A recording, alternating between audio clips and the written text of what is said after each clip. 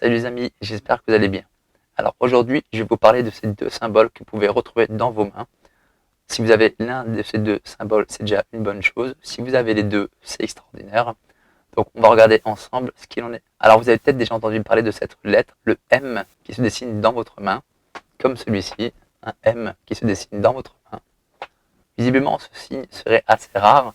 Donc ceux qui ont le M dans leur main sont des personnes qui ont d'une certaine manière un côté un peu rare. Et ce côté un peu rare, c'est visiblement qu'ils ont beaucoup de chance. Ce sont des personnes qui sont très chanceuses.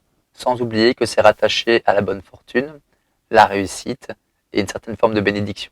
Mais aussi au côté intuitif, la spiritualité et le courage. Donc elles ont une forme de sixième sens et ce sont généralement des personnes assez honnêtes et entières et d'une certaine manière entrepreneuriales. Donc si tu découvres ce M dessiné dans ta main droite, c'est que tu as ces caractéristiques-là, donc tu peux confirmer ou non ce qu'il en est, mais il y a probablement beaucoup de chances que ça te parle.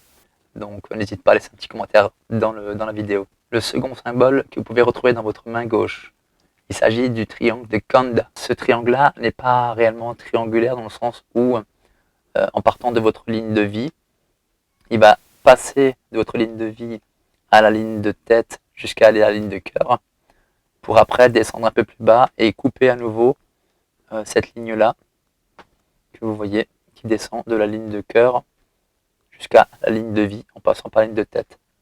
Ça fait un genre de triangle comme ça et ça s'appelle le triangle de Kanda. Donc on peut dire qu'il ressemble parfois plus à un losange. Alors ce triangle-là, visiblement, il est plus associé aux facultés de pouvoir contrôler l'énergie et de pouvoir agir avec plus aisément, on va dire. Donc d'être relié un peu aux ondes électromagnétiques et de pouvoir travailler en ce sens avec cette énergie-là. Ça rejoint aussi le fait de pouvoir ressentir certaines choses énergétiques dans son propre corps, parce que ces personnes-là ont des facultés propres en ce sens. Est-ce que maintenant c'est totalement relié qu'à ce triangle de Kanda, je ne sais pas, mais en tout cas, si vous le possédez, il y a de fortes chances que ça vous parle et que vous ressentez peut-être des symptômes en ce sens. Donc le fait est de pouvoir travailler énergétiquement assez facilement. Donc c'est souvent lié aux guérisseurs, mais pas que, aux yogis et aux moines bouddhistes aussi. Donc c'est vraiment, je dirais, c'est une caractéristique des personnes qui font des gros travaux d'introspection. J'ai l'impression que ça peut être un peu en lien, donc peut-être que je me trompe, mais en tout cas ça peut être en lien. Donc si vous possédez déjà le M et en plus le triangle de Kanda, ça fait de vous d'une certaine manière une personne assez unique. Mais si vous ne possédez aucun de ces symboles, ce n'est pas grave. Peut-être qu'il serait intéressant de découvrir d'autres symboles comme nous pouvons découvrir dans nos mains. Si vous en connaissez d'autres, n'hésitez pas à l'indiquer dans les commentaires. Je ferai un plaisir de rechercher et voir si j'en trouve aussi dans mes mains.